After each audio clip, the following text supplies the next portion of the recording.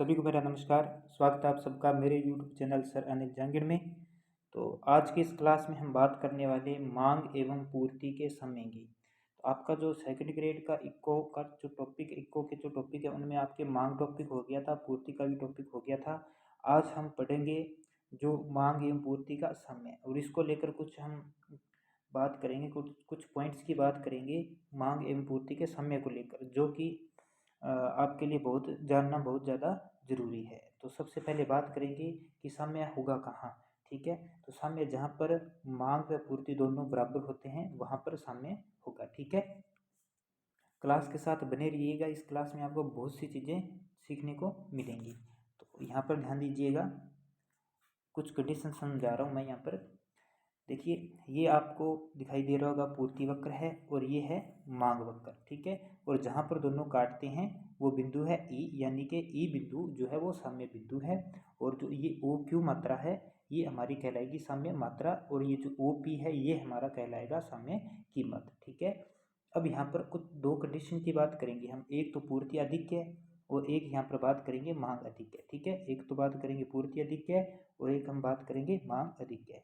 देखिए, पूर्ति अधिक्य कब होगा? जब मांग कम हो और पूर्ति अधिक हो। ठीक है, मांग तो हो कम, तो यहाँ पर देखिए पहली कंडीशन मैं बता रहा हूँ पूर्ति अधिक्य। यहाँ पर ये वक्र देखिए, ये पूर्ति वक्र है। ठीक है, ठीक है, ये पूर्ति वक्र है। ठीक है, इस पर हम यहाँ पर बात करते हैं। ठीक, यहाँ पर बात करते हैं। इससे पीछे देखें तो मांग क्या है, मांग इससे पीछे कम है और पूर्ति ज़्यादा है, यानी कि मांग कम होगी पूर्ति अधिक होगी, तो पूर्ति अधिक क्या होगा। और मांग अधिक की बात करेंगे तो मांग अधिक होगी पूर्ति कम होगी। ठीक है, अब यहाँ पर बात करें तो इस पर बात करें हम, तो यहाँ पर जो है मांग ज़्यादा है और पूर्ति जो है पूर्ति कम है। ठीक है, तो आपको समझ में आ गया होगा पूर्ति अधिक कब होगा और मांग अधिक कब होगा। ठीक है, इसके बाद में हम कुछ कंडीशंस की बात करेंगे।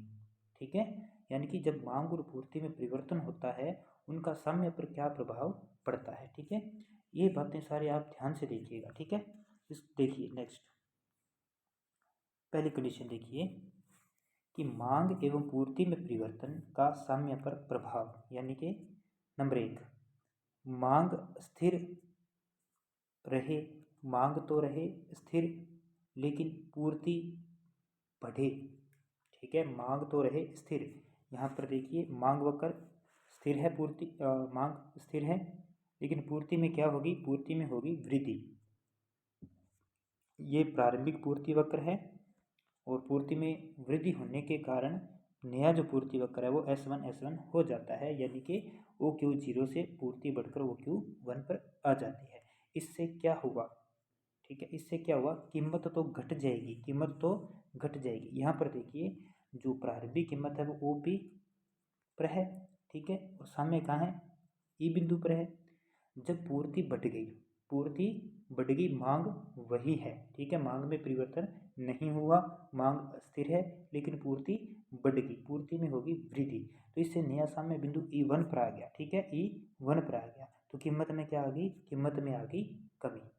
तो ध्यान रखिएगा, मांग स्थिर रहे, पूर्ति में वृद्धि हो जाए तो कीमत घट जाएगी और जो मात्रा है वो बढ़ जाएगी, साम्य मात्रा वो बढ़ जाएगी। तो देखिए साम्य मात्रा पहले OQ0 पर थी जो कि बढ़कर OQ1 हो गई है। ठीक है, इसके बाद हम बात करेंगे कंडीशन नंबर 2।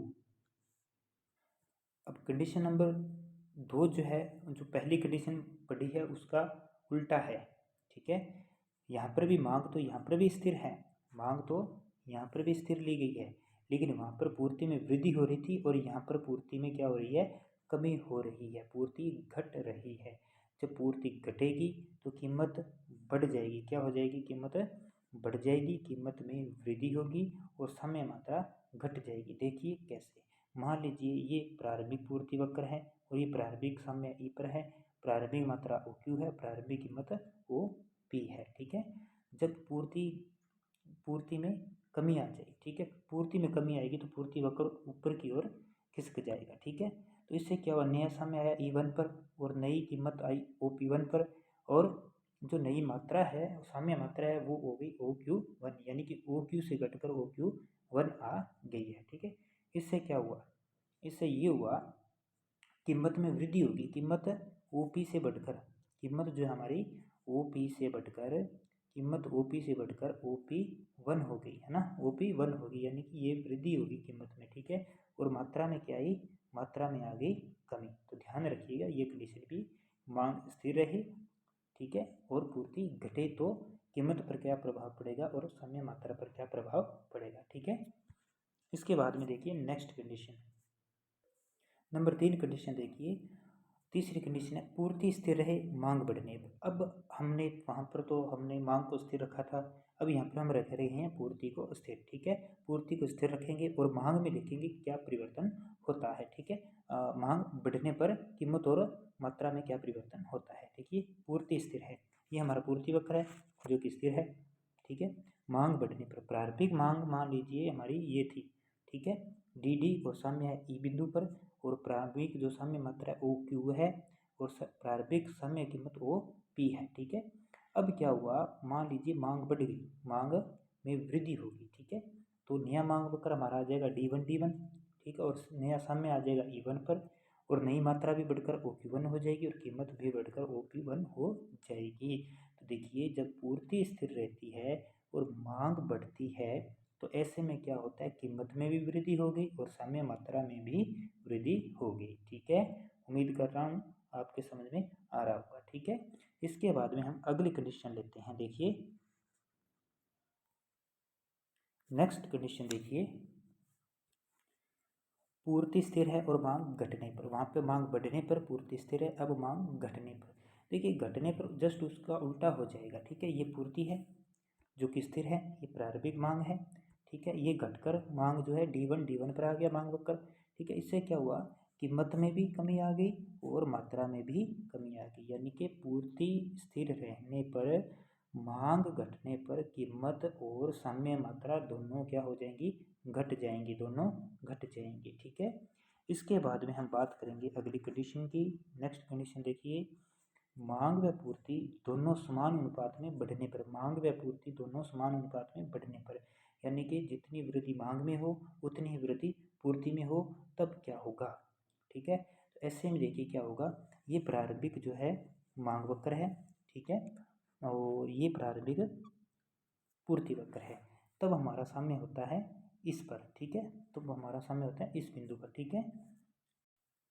अब इसके बाद में क्या हुआ, मांग में भी उतनी ही वृद्धि होगी जितनी की पूर्ति में वृद्धि होती है, ठीक है। यानी कि पूर्ति में वृद्धि और मांग में वृद्धि दोनों समान मात्रा में वृद्धि होती है, ठीक है। तो ये जो साम्य है ना, ये साम्य जो है OP कीमत है, कीमत वही रह रही है, कीमत स्थिर होगी, ऐसी कंडीशन में कीमत स्थिर होगी, ठीक है। साम्य जो है E से E1 पर हो गया, साम्य तो E से E1 पर आ गया, यानी कि मात्रा में तो वृद्धि होगी, मात्रा तो हमारी OQ से बढ़कर OQ1 हो गई है, लेकिन यहाँ पर कीमत स्थिर है, कीमत क्या है, स्थिर है, यानी कि मांग व पूर्ति दोनों समान अनुपात में अगर बढ़ेंगी तो कीमत तो रहेगी स्थिर और साम्य मात्रा में होगी वृद्धि, ठीक है। समझ में आई बात। इसके बाद में अगली कंडीशन देखिए अब हम बात करेंगे, वहाँ पर तो बात की थी हमने मांग और पूर्ति में वृद्धि हो, दोनों में क्या हो, समान अनुपात में वृद्धि हो, ठीक है। अब हम यहाँ पर बात करेंगे कि मांग एवं जो पूर्ति है दोनों अगर समान अनुपात में घटेंगे तो कीमत पर क्या प्रभाव पड़ेगा और इसका जो साम्य मात्रा है उस पर क्या प्रभाव पड़ेगा। तो इसका जो पहले वाला पड़ा है उसका जस्ट उल्टा कर लेंगे, यहाँ पर भी कीमत जो है वो स्थिर ही रहेगी, लेकिन इसमें क्या होगा, साम्य मात्रा में वहाँ पर वृद्धि हो रही थी, यहाँ पर हो जाएगी कमी, यहाँ पर क्या होगी, कमी हो जाएगी, ठीक है। अगर मांग और पूर्ति दोनों समान अनुपात में घटेंगे तो कीमत स्थिर रहेगी और साम्य मात्रा में आएगी कमी, ठीक है। इसके बाद में अगली कंडीशन देखिए, अब अगली कंडीशन ली है पूर्ति पूर्णतया लोचदार, पूर्ति पूर्णतया लोचदार है, ठीक है। पूर्ति क्या पूर्णतया लोचदार है, यानी कि ये कंडीशन है, ठीक है। यानी कि पूर्ति की कंडीशन क्या है, ये है अनंत है, ठीक है। पूर्ति क्या है, अनंत है, ठीक है। तो ऐसे में क्या होगा, मांग बढ़ने पर मांग बढ़ जाए, पूर्ति पूर्णतया लोचदार हो और मांग बढ़ जाए, पूर्ति तो पूर्णतया लोचदार हो लेकिन मांग बढ़ जाए, तो ऐसे में क्या होगा, तो आपको दिखाई दे रहा होगा कीमत स्थिर है, कीमत क्या है, स्थिर है, लेकिन प्रारंभिक मांग हमारी कहाँ पे है, प्रारंभिक मांग है हमारी ओ क्यू पर, प्रारंभिक मांग है ओ क्यू पर, प्रारंभिक मांग है ओ क्यू पर, और कीमत ओ पी है, और सामने है बिंदु ई पर। ठीक है, मांग में वृद्धि होगी, मांग बढ़ गई, मांग बढ़कर आ गए D1D पर। ठीक है, इस पर आ गए तो सामने भी बढ़कर हमारा ई से E1 पर चला गया, और मात्रा भी बढ़कर हमारी OQ से OQ1 पर चली गई, लेकिन जो कीमत है, कीमत वही की वही OP ही है, कीमत में कोई भी परिवर्तन नहीं हुआ है। ठीक है, तो ये ध्यान रखिएगा, अगर पूर्ति पूर्णतः लोचदार हो और मांग में वृद्धि हो जाए तो कीमत स्थिर रहेगी और साम्य मात्रा में वृद्धि होगी। ठीक है, अगली कंडीशन देखिए, नेक्स्ट कंडीशन है, अब ली गई है पूर्ति पूर्णतः बेलोचदार, पूर्ति पूर्णतः बेलोचदार। ठीक है, और मांग में हो जाए वृद्धि। ठीक है, अब पूर्ति ली है पूर्णतः बेलोचदार यानी कि शून्य है। ठीक है, अब इसी कंडीशन में क्या हो रहा है, ये प्रारंभिक मांग वक्र है।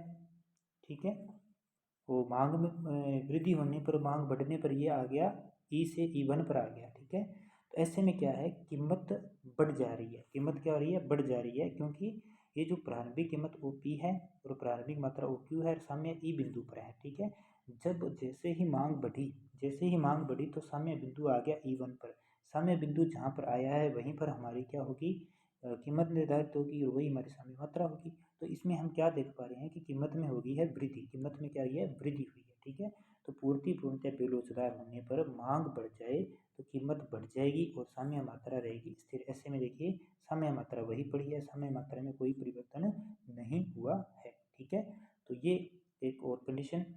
अब देखिए नेक्स्ट, अब अगली कंडीशन देखिए कि मांग की अपेक्षा पूर्ति अधिक अनुपात में बढ़ने पर, ये कह रहा है कि पूर्ति में तो वृद्धि ज़्यादा हो, वो मांग की अपेक्षा पूर्ति में वृद्धि ज़्यादा हो, मांग की अपेक्षा पूर्ति में वृद्धि ज़्यादा हो। तो जैसा कि आप पैनल में देख पा रहे होंगे कि ये मांग वक्र है। ठीक है, जो कि और ये मांग में परिवर्तन होने के बाद का है। ठीक है, मांग बढ़ने पर। ठीक है, अब यहाँ पर आप देख पा रहे होंगे कि मांग में तो कम परिवर्तन हुआ है, लेकिन पूर्ति में जो है परिवर्तन क्या है, ज़्यादा हो रहा है यहाँ पे। ठीक है, तो ऐसे में क्या हो रहा है, तो यहाँ पर प्रारंभिक साम्य बिंदु की बात करें तो प्रारंभिक साम्य की बात करें तो जहाँ पर ये काट रहे हैं वहाँ पे प्रारंभिक साम्य बिंदु है ई बिंदु पर। तो ऐसे में क्या है, मात्रा क्या है, OQ है, और कीमत क्या है, OP कीमत है। ठीक है, जब मांग में परिवर्तन होने के कारण, ठीक है, पूर्ति में भी मांग से ज़्यादा परिवर्तन हो जाए, मांग में परिवर्तन तो हो रहा है लेकिन मांग से ज़्यादा परिवर्तन किस में हो रहा है, पूर्ति में। तो ऐसी कंडीशन में क्या है, कीमत घट जाएगी, कीमत क्या हो जाएगी, ये देखिए सामने ई से कहाँ गया, E1 पर आ गया। ऐसे में क्या होगा, कीमत घट जाएगी, कीमत घट जाएगी और साम्य मात्रा जो है वो बढ़ जाएगी, साम्य मात्रा बढ़ जाएगी। ठीक है, इसके बाद में नेक्स्ट देखिए, ये अगली कंडीशन है और लास्ट, और मांग की अपेक्षा पूर्ति कम अनुपात में बढ़ने पर। अब ये क्या है, वहाँ पर तो पूर्ति ज़्यादा बढ़ रही थी, अब यहाँ पे मांग ज़्यादा बढ़ रही है। तो ऐसे में क्या होगा, कीमत और साम्य मात्रा दोनों बढ़ जाएंगी। देखिए, तो ये प्रारंभिक मांग वक्र है और ये यहाँ पर साम्य था। ठीक है, तो पूर्ति अपेक्षा मांग में अधिक वृद्धि होगी, तो नया साम्य कहाँ गया, E1 पर आ गया। तो देख सकते हैं आप, जो प्रारंभिक साम्य मात्रा है OQ से बढ़कर OQ1 होगी, और प्रारंभिक जो साम्य कीमत है वो भी बढ़कर OP से OP1 आ गई।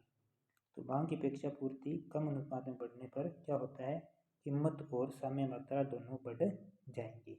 ठीक है, तो ये थी आज की क्लास। इसी प्रकार आप कंडीशंस बना बनाकर, ऐसे पैनल बना बनाकर आप जो है अपने स्तर पर भी कुछ और कंडीशंस बनाकर आप देख सकते हैं। मोस्टली मैंने आपको बता दिया एग्जाम के रिव्यू से। ठीक है, तो उम्मीद करता हूँ आपको आज की क्लास अच्छी लगी होगी। तो प्लीज़ चैनल सब्सक्राइब नहीं किया तो चैनल को सब्सक्राइब कर लीजिए, टेलीग्राम चैनल को ज्वाइन कर लीजिए जिसका लिंक आपको डिस्क्रिप्शन में दिया गया है। मिलते हैं अगली क्लास में, धन्यवाद।